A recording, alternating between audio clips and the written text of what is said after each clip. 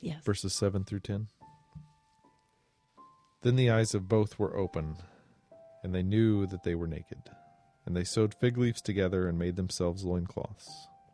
And they heard the sound of the Lord God walking in the garden in the cool of the day. And the man and his wife hid themselves from the presence of the Lord God among the trees of the garden. But the Lord God called to the man and said to him, "Where are you?" And he said, "I heard the sound of you in the garden, and I was afraid, because I was naked, and I hid myself." Yeah, you wonder, you wonder too, it's another area where you could put more words to it. I mean, like, what was that like? That had to be awful.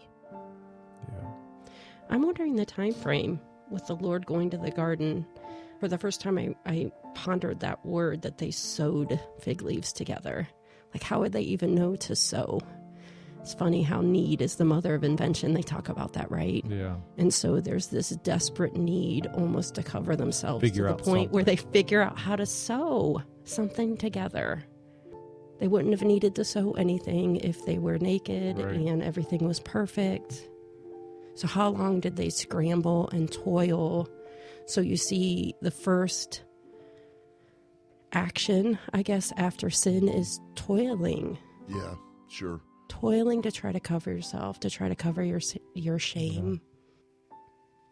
And then they hid, right? That's, yeah. Yeah, I'm sure up till that point, you would sure think that they would hear and that you would, go.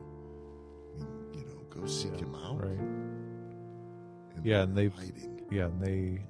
they're first experiencing that division and separation between them and God, aren't they? Yep. It's like, oh, yeah, we messed up. There's like this spiritual separation, I feel like. Yeah, it stinks.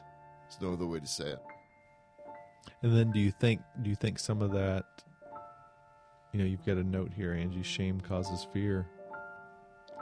Fear of the consequences? I don't know. He said we were afraid, right? Yeah. He's talking to God. Fear of his wrath? Fear of his holy presence. Yeah. Right. Yeah.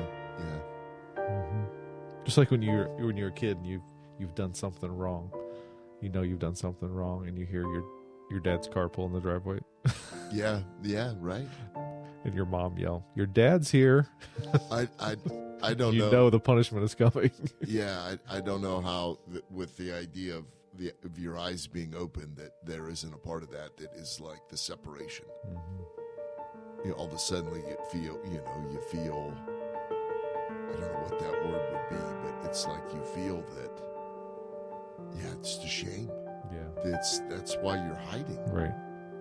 And that has to make sense to them, right? Or else why would you feel it and hide?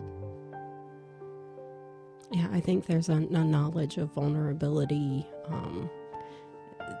There's an awareness that they're not worthy, maybe a worthiness issue. Yeah, sure. I just think of how often I have a tendency to hide from people, even though it's not truly due to guilt, but it's just hiding because I don't want to not be accepted, or I don't want to be found lacking. And it's just natural and core to kind of who I am. And so there could be some of that going on with them as well, not just fully outright shame, but also I think that was born in us at that moment, don't you think? Mm-hmm. Where we hide from one another and we hide from God, and because we're not resting in that worth of being God's creation anymore. Yeah. Yeah.